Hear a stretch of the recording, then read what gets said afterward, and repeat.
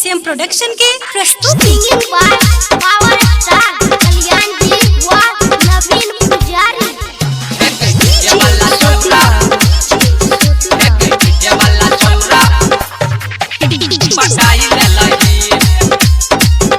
पटाई ले लगी डीजे वाला छौरा पटाई ले लही तू त लहंगा उठा के दिखाई दे लही डीजे वाला छौरा पटाई ले लगी तू तो लहंगा उठा के दिखाई दे लगी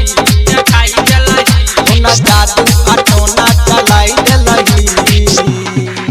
कोना जादू अटोना चलाई दे लही आगे डीजे वाला छौरा पटाई ले लही कोना जादू अटोना चलाई दे लगी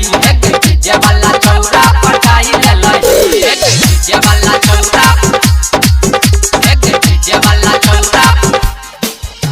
पटाई ले लगी कोना जादू अटोना चलाई दे लही आगे डीजे वाला छौरा पटाई ले लही नैने मटक्का खूबे चलेला लगबे छेला जोगार गे आँख में काजर केस में गाजर केने छेला सिंगार गे नहीं मटक्का खूबे चलेला लगबे छेला जोगार गे आँख में काजर केस में गाजर केने छेला सिंगार गे पे चाप मिला लागे छौरी कोनो जादू अटोना चलाई दे लही हे गे डीजे वाला छौरा के पटाई ले लही कोना जादू अटोना चलाई दे लगी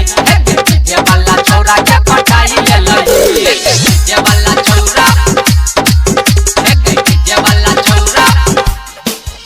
पटाई ले लगी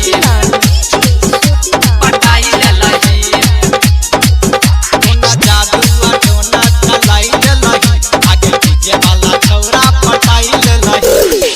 तोरा पीछा सुनै के छौरी मरे छो छौरा हजार गे तैयो तुझे सुन लागे छौरी डीजे वाला भतार गे तोरा पीछा सुने के छौरी छौरा मरौ हजार गे तैयो तुझे सुन लागे छौरी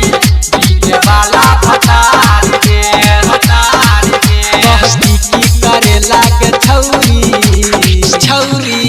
कोनो जादू अटोना चलाई दे लही कोनो डीजे वाला छोरा के पटाई ले लही कोना जादू अटोना चलाई दे लगी डीजे वाला छौरा के पटाई ले लगी सिंगिंग बाय पावर स्टार कल्याण जी व नवीन पुजारी।